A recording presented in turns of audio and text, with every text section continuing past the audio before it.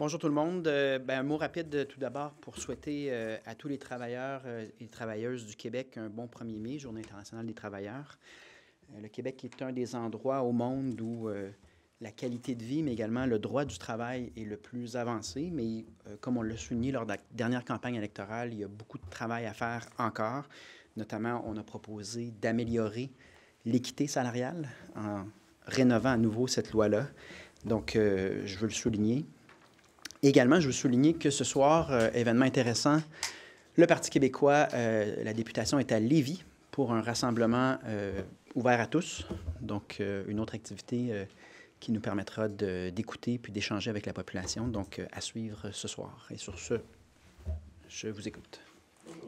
Le petit lab ce matin, là, nouveau cri du cœur des médecins spécialistes, des technologistes médicaux qui, il y a un an, ont envoyé des recommandations au gouvernement, 50 recommandations. Exact. Et ça va pas mieux, ça s'empire. Bien, écoutez, l'année dernière, au mois de mars, on a dénoncé le fait que le gouvernement ne bougeait pas dans le dossier Optilab. Ça fait 7 ans que ça a été mis en place et on a encore des pertes d'échantillons. On a des délais qui peuvent aller de quelques jours à plusieurs mois pour avoir des résultats. Ça a un impact direct sur la santé des gens. Et de voir que le gouvernement a tenu une consultation, obtenu une 50aine de recommandations et qu'on constate un an plus tard que rien n'a été fait, je pense qu'il est temps que le ministre Dubé inscrive Optilab dans son tableau de bord et agisse pour justement améliorer la performance des laboratoires parce que les laboratoires, leur performance est directement liée à la performance, évidemment, du système de santé. Et les gens, actuellement, sont victimes de retard, donc de délais, et ça affecte leur santé, puis dans certains cas, leur chance de pouvoir passer au travers de leurs problèmes de santé, de leur maladie. Alors moi, je ne comprends pas pourquoi ça demeure encore et toujours l'angle mort du gouvernement en matière de santé. C'est vraiment, je dirais, la base ou la pierre angulaire à partir de laquelle l'ensemble des soins peut être administré correctement et adéquatement et rigoureusement. Ce qu'on nous a dit hier du côté du cabinet de M. Dubé, c'est qu'on allait améliorer la transmission des données, qu'on s'en venait avec l'automatisation, merci, Tito, des systèmes de laboratoire. On est en train de construire un méga laboratoire, un des 3 méga laboratoires à Saint-Bruno de Montarville, puis on dit les gens de Sorel et de Valleyfield vont venir travailler là-bas. Pendant ce temps-là, il y a des gens qui attendent des diagnostics de cancer, puis les médecins se font des listes parce qu'ils n'ont pas les résultats. Vous vous rappellerez que le Parti québécois, quand Optilab est né, avait comme commentaire principal que centraliser et éloigner les activités d'Optilab de la réalité médicale, des activités médicales, amenait en général plus de bureaucratie et un certain nombre de problématiques logistiques. S'éloigner du terrain, centraliser. En général, ce n'est pas une approche qu'on encourage. Et il y a de ça, c'est que si on fait des méga laboratoires et en fait, on traite des tests pour des activités qui ont lieu à 200, 300 km et que le volume est très grand, mais là, on tombe dans de la bureaucratie. Alors que si on a une approche qui est plus proche, plus rapprochée des activités médicales, plus décentralisée, bien, la gestion est moins complexe en principe. Et ça, c'est une décision du gouvernement d'avoir voulu centraliser ces activités-là. Ça vient avec les défis que vous venez de nommer. Mme Biron, elle vient du privé, là. Et c'est une spécialiste des laboratoires. Elle est venue chercher des employés du public pour les amener au privé. Là, elle est au public. Est-ce qu'elle a le devoir de les ramener? Je vous dirais simplement que pour avoir moi-même étudié la gestion des entreprises privées dans le cadre d'un MBA, faut être très conscient que la gestion du privé n'est pas gouvernée par les mêmes principes que la gestion de l'État. Et penser qu'on opère l'État comme on opère une entreprise privée, c'est passer à côté de beaucoup de savoirs qui s'enseignent dans les universités sur les différences entre ces deux univers-là. Et beaucoup des nominations et de l'action de la CAQ, c'est de penser que le privé est toujours la solution, puis que les gens issus du privé vont arriver dans le domaine gouvernemental et vont pouvoir apporter les mêmes solutions. Et souvent, ça crée plus de problèmes que de solutions. La gestion publique est en soi une science et il ne faut pas le négliger. Mais le fait qu'on ait mis M. Abergel avec Mme Biron, est-ce que ce n'est pas un contrepoids? Parce que lui, il vient de la machine, publique. Il ne peut pas avoir un produit plus machine publique que M. Abergel, alors qu'on a Mme Biron qui, elle, est un produit exclusif du privé. Est-ce que ce n'est pas un contrebalancement? C'est un produit, comme vous dites, Mme Biron est un produit exclusivement du privé. Il y a un certain nombre aussi de questions par rapport au conflit d'intérêts, puis à la philosophie qu'on veut appliquer à Santé Québec. Mon collègue Vincent Marissal demandait hier qu'on puisse à tout le moins poser des questions à Mme Biron. Et quelle est la réaction du gouvernement? On ne veut pas. Et moi, je pense qu'on devrait avoir cette discussion-là. Moi, j'aurais un certain nombre de questions à poser à Mme Biron. Est-ce que vous êtes fait une tête sur le projet de loi 57? Hier, vous avez entendu les gens qui sont passés. Est-ce que vous trouvez qu'on est à la bonne place, disons, entre l'équilibre là, pour la protection la liberté d'expression et celle de la protection des élus? Bien, on a entendu essentiellement les gens en provenance du milieu municipal qui étaient généralement favorables à la proposition gouvernementale. Mais je dis qu'il va falloir approfondir la question encore, là, parce que le diable est dans les détails, évidemment. Là. Donc, la question d'équilibre, je ne suis pas sûr qu'elle est atteinte dans la présentation du projet de loi original, mais on va avoir tout le temps d'y revenir, là, article par article. Je pense qu'il y a des préoccupations qui sont réelles sur le droit des gens de s'exprimer et de pouvoir manifester un certain nombre de préoccupations, des demandes, voire s'opposer aux décisions du milieu municipal. Puis le cadre reste à définir, mais je pense qu'il y a encore du flou là-dedans, notamment sur les séances de conseil municipal. Est-ce que vous êtes content de la directive du ministre Drainville là, qui interdit les toilettes mixtes? Je veux juste qu'on résume ce qui s'est passé. On m'a déjà posé ici des questions sur les toilettes mixtes. J'ai lancé l'idée qu'on devrait avoir une commission parlementaire pour étudier ça, puis permettre à tout le monde aussi qui a une expertise ou une expérience utile au sujet de s'exprimer. Le gouvernement n'a pas suivi cette recommandation et a décidé de créer un comité de sages. Et là, on a une décision sur cette question-là, mais moi, je n'ai pas entendu le comité de sages s'exprimer d'une quelconque manière. Donc, essayer de suivre la logique de ça, c'est du caquisme grand cru, là. C'est-à-dire essayer de comprendre le processus qu'on suit pour arriver à cette décision-là si le comité qui a été formé pour ça ne s'est pas prononcé. Déjà avancé en disant que ça allait être interdit avant la création du comité de sages, si je ne m'abuse. En tout cas, à quoi sert le comité de sages dans quel cas la question se pose? Qu'est-ce que vous pensez? Est-ce que c'est une bonne chose de dire, bien, on ne construira pas de toilettes mixtes, par contre, il va y avoir des toilettes universelles, si on veut? Oui. Est-ce que sur ce principe-là, vous pensez que c'est une bonne chose? Oui, en général, je pense que c'est une orientation qui est raisonnable, mais elle n'a pas été étudiée, puis elle n'a pas fait l'objet d'une recommandation d'un comité de sages qui sert à quoi sinon? C'est qu'il n'y a pas de logique dans cette façon de procéder. Comme dans tant d'autres sujets avec la CAQ, tout est inversé, les travaux ne se font pas en amont, on prend des décisions, puis ensuite on se remet en question, puis on change d'idée. C'est très chaotique, mais en général, ça me semble une orientation raisonnable. Concernant ce qui se passe à McGill, êtes-vous d'avis que la police doit intervenir?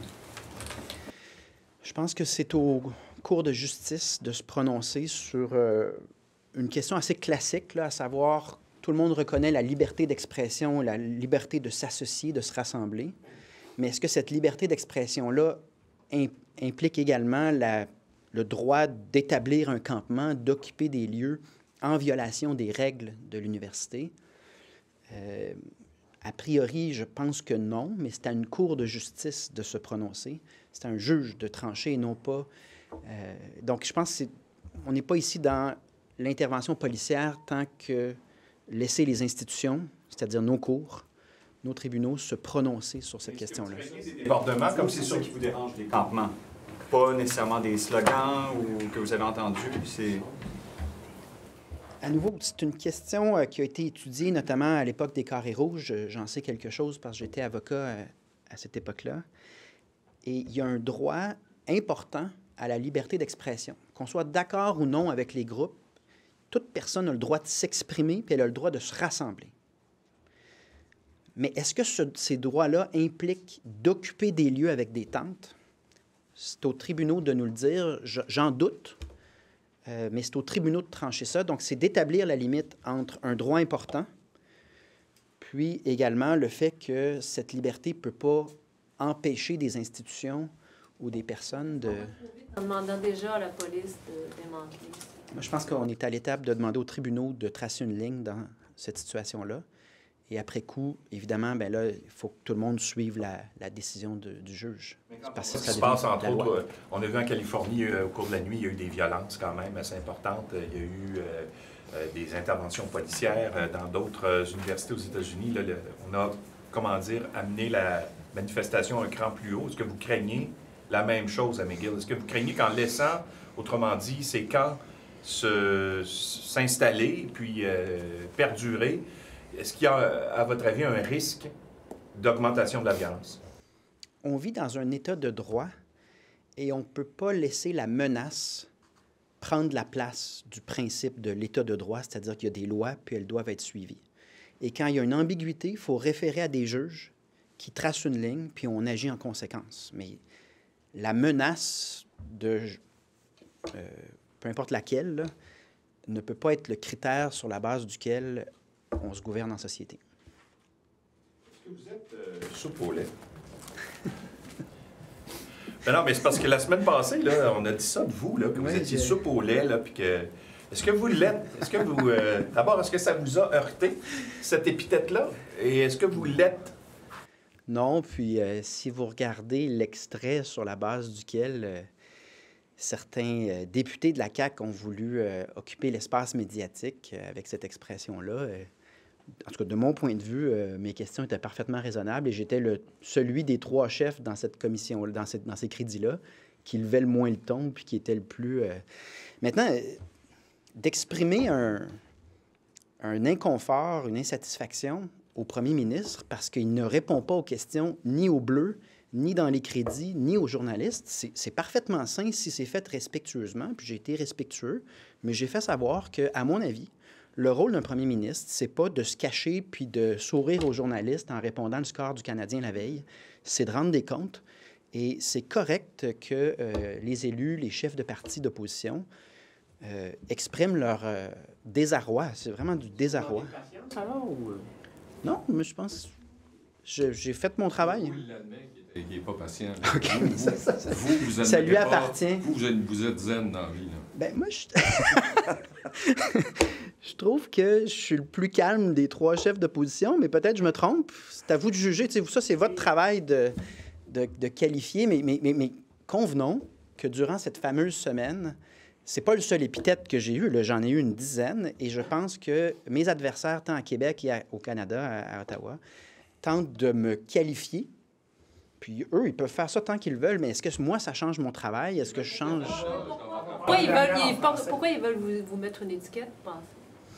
Bien, en politique, définir son adversaire, c'est une manière potentiellement de l'affaiblir. Le Parti québécois a d'excellents sondages, donc mes adversaires... Je pense que ça aide aussi, ou ça sert bien le gouvernement de la CAQ de ne pas avoir de discussion sur le fond des choses, sur la qualité des politiques publiques, sur les promesses brisées. Déplacer l'exercice des crédits vers des épithètes visant un parti d'opposition, c'est une belle manière aussi de ne pas répondre aux questions des journalistes par rapport à ce qu'un gouvernement a comme reddition de compte. C'était une très mauvaise reddition de compte de la part du gouvernement dans tous les crédits. C'était non seulement désinvolte, mais souvent c'était du cabotinage. Et c'est triste parce que les crédits servent à une reddition de compte importante. Donc, c'est une façon aussi de dévier le sujet qui devrait être le gouvernement et sa gestion, à mon avis. Sur votre... Parce qu'au fond, M. Legault, on a remarqué là, depuis peut-être 2-3 semaines, peut-être plus, là, mais au moins depuis 2-3 semaines là, dans ces échanges avec vous, il rappelle des positions passées que vous avez eues en les mettant de l'avant pour dire que vous avez changé d'avis maintenant. Est-ce que ça contribuer à vos réactions?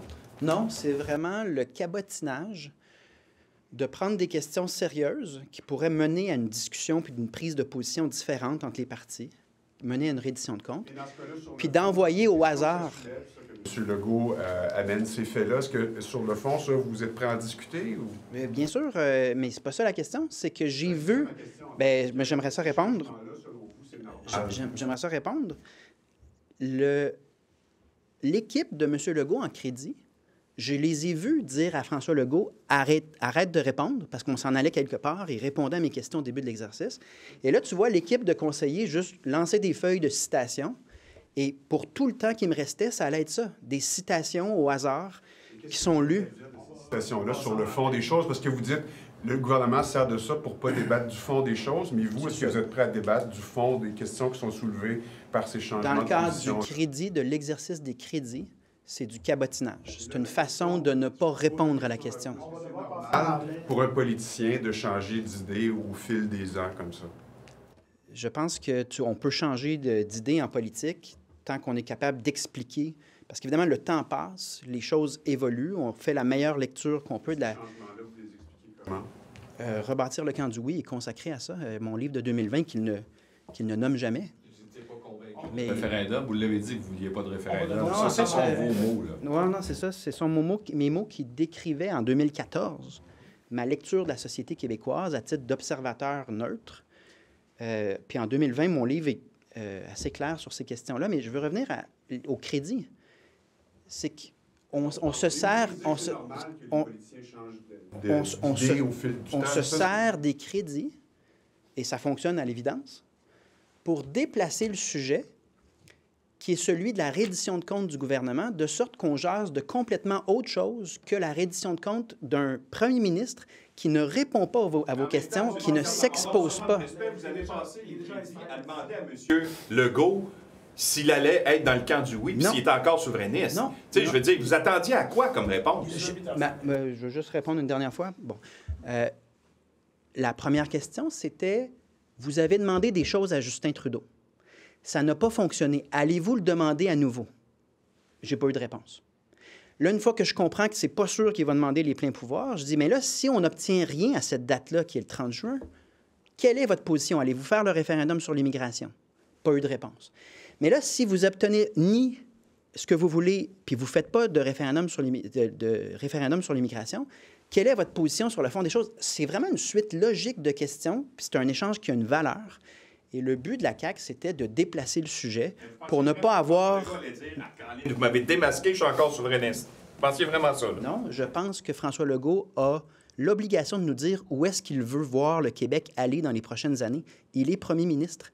Il a une obligation de nous dire on s'en va où et une obligation de reddition de comptes à laquelle il échappe en ne répondant pas à vos questions et en changeant le sujet, à toute évidence avec un certain succès, en changeant le sujet de manière à ne pas avoir à rendre des comptes sur l'orientation qu'il veut donner au Québec alors qu'il est, lui, premier ministre. Moi, je suis chef d'opposition. Andrew McGill. Vous n'êtes pas chef d'opposition, vous êtes chef de... mes réponses ont... Vous n'êtes pas chef d'opposition, vous êtes chef de la troisième opposition. Un des chefs d'opposition, c'est ça.